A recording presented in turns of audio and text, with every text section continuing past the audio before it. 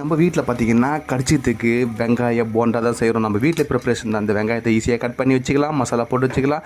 அதுக்கப்புறம் கடல மாவு எல்லாத்தையும் ரெடி பண்ணி வச்சு அதோட டேஸ்ட் உப்பு காரம் எல்லாத்தையும் பார்த்துட்டு நம்ம கொதிக்கிற எண்ணெயில் இந்த வெங்காய போண்டாவை போட்டுடலாம். இது நிறைய கடையில் சாப்பிட்ருப்பீங்க. இது வீட்டில் சாப்பிடும்போது ஹெல்த்தியாக இருக்கும், எண்ணெயும் புதுசாக இருக்கும். அதனால நம்ம ஈஸியாக சாப்பிட்றதுக்கு உடம்பு ஆரோக்கியமாக இருக்கும். ஆனால் நிறைய சாப்பிடக்கூடாது எண்ணெய்ன்ற தொட்டு.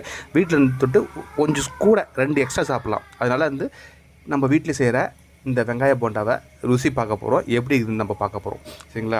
இது ஈஸியான ப்ரிப்ரேஷன் தான். அதனால் யார் வேணால் செய்யலாம், யாருக்கு பசங்களுக்கு வேணால் கொடுக்கலாம்.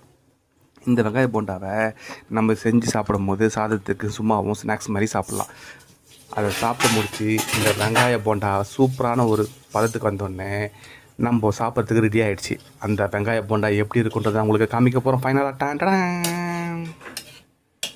இங்கே பாருங்கள், இந்த வெங்காய போண்டா சும்மா கிரிப்ஸியாக எப்படி இருக்குது பாருங்கள். பார்க்கும்போது டெம்ப்டாக இருக்கா? நீங்களும் சாப்பிடுங்க, வாங்க. பை.